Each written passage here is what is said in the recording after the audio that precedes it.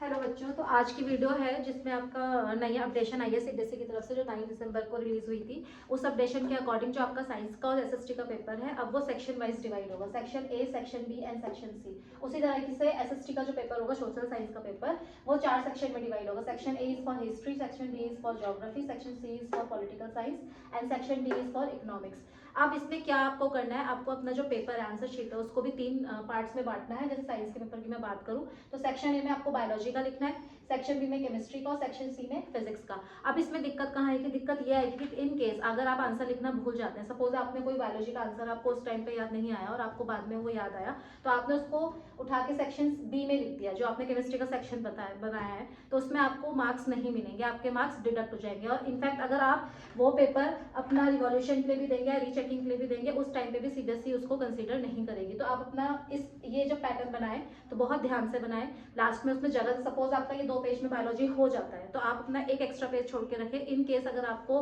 Last में जरूरत पड़ती है तो आप वहां पे उस आंसर्स को लिख ले। तो इस तरीके से आपको सेक्शन वाइज बांटना है और बहुत ध्यान से अपना पेपर करना है। Thank you. आ जाओ भाई।